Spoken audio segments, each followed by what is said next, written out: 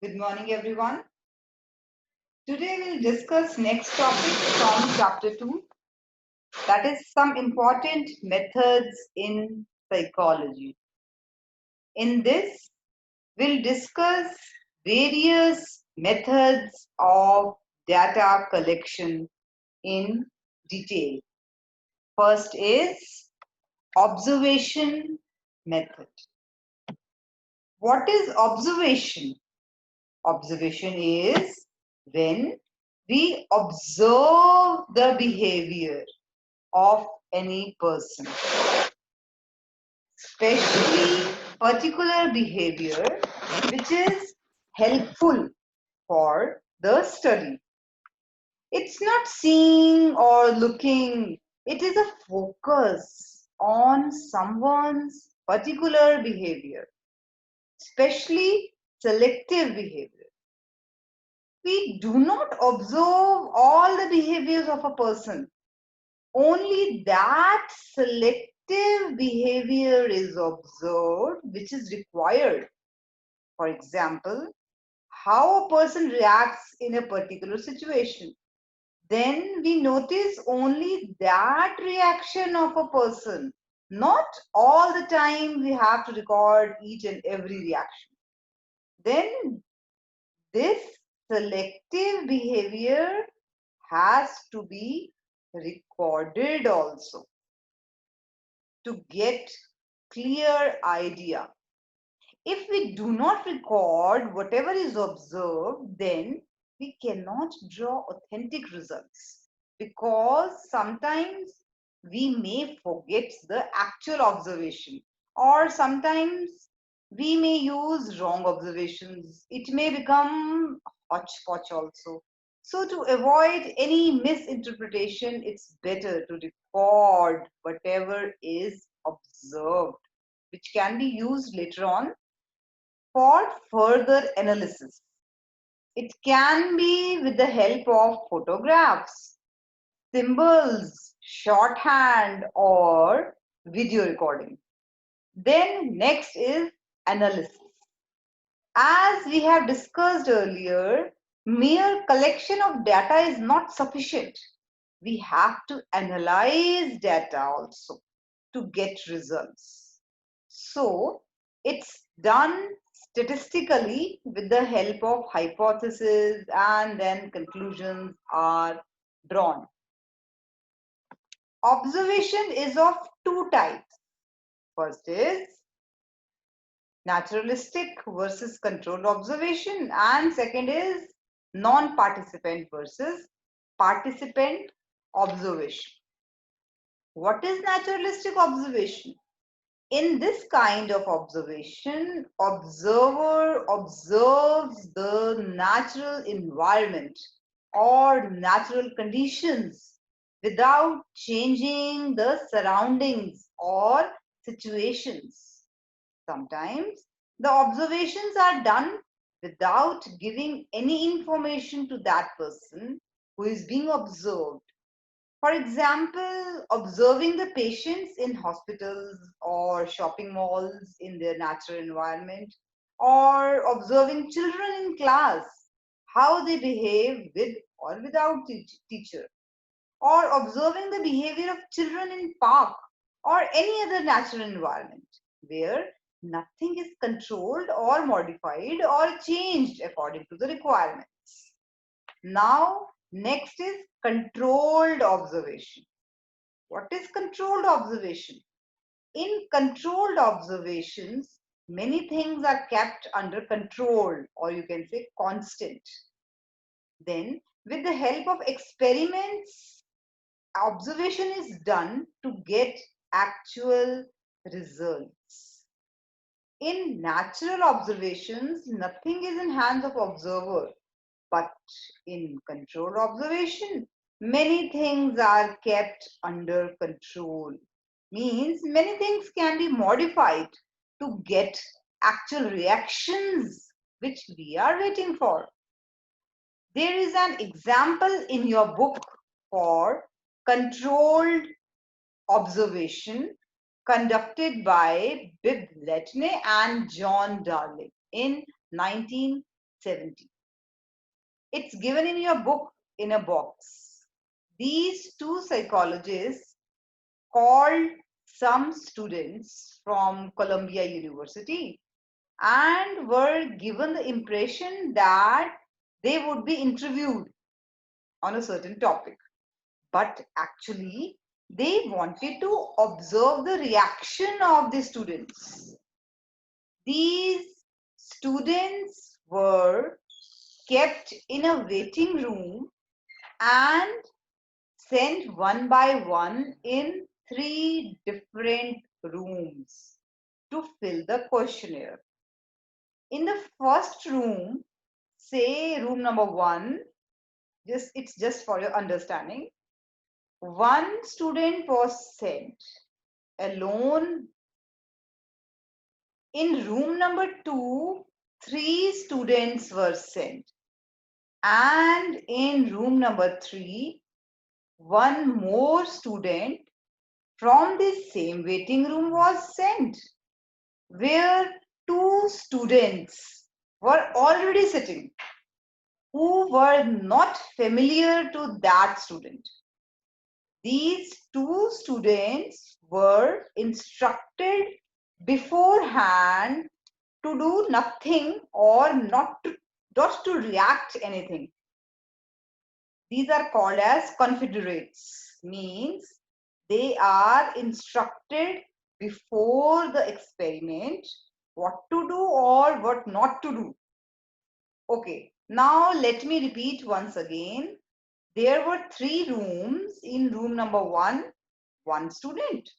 In room number 2, 3 students. And in room number 3, 1 student from the same university plus 2 confederates. Okay. Now, after some time, smoke start occurring from any door, or you can say from window or from any corner. The density of smoke started increasing with the passage of time in all the 3 rooms. That is what those psychologists wanted to note, the reaction of all the students sitting in the rooms separately, means who will react first, whether the student from room number 1, 2 or 3. Suddenly it started suffocating and the student who was sitting alone in room number 1 reacted first out of fear that what is happening with him, and he reported to the authorities earliest. Similarly, many other students were made to sit in the same manner in different rooms. So all the students who were made to sit alone reported earliest. Then in room number 2, at initial level, when they felt smoke, as they all were unknown to the fact, they started discussing maybe it is natural or it may not hurt, means initially they started discussing with each other about smoke. Then after some time they reported, means they noticed and reported to authorities. They took more time than the student who was sitting alone in room number 1 to report. Okay, now in room number 3, what happened? One student who came from university, who came from same university, became alert and got scared also. But those confederates, they knew everything, they did not react, as they were instructed not to react even in the presence of dense smoke. As a result, that third student who was sitting in room number 3 also did not react, as he was influenced by the behavior of those confederates. Means as if nothing went wrong. So all those present in room number 3 reported very less. If we say in terms of percentage, then 75% students who were sitting alone reported earlier. 38% students reported who were sitting in room number 2, means who knew each other, and only 10% students reported smoke who were sitting with confederates or who were sitting in room number 3. Means here psychologists tried to study the behavior of people when they are alone and when they are in group, which they found people react early when they are alone, and they take some time for reaction, and when they are in a group, nobody reacts in a group, or you can say they react a little later. And in a group, when they are not comfortable or they are not familiar with each other, and also they do not react, do not feel to react in these kind of conditions. So this was the example of an experiment under controlled observation. What things are controlled here? You can say number of students, temperature of room, size of room was also constant, density of smoke, time of entering the smoke. So there is a difference between natural and controlled observation. In natural observation, we wait for reaction, but in controlled observation, we control various things and then generate the behavior, keeping many things constant. Okay, next is non-participant versus participant observation. In non-participant observation, observer observes the behavior with some distance, means he or she is not the part of group from which observations are done. And in participant observation, observer is the part of that particular group from which observations are done.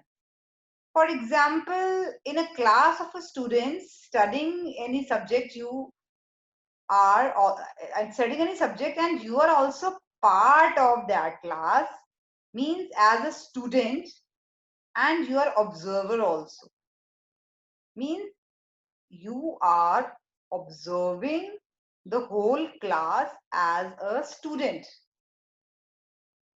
An example of non-participant observation is to observe the behavior of people in a shopping mall with the help of CCTV cameras. So two categories of observation we have discussed today. First is naturalistic versus controlled observation, and non-participant versus participant observation. Okay, now let's discuss advantages and disadvantages of observation method. The only advantage is that it enables the researcher to study people and their behavior in a naturalistic situation, means natural environment. However, it has many disadvantages also.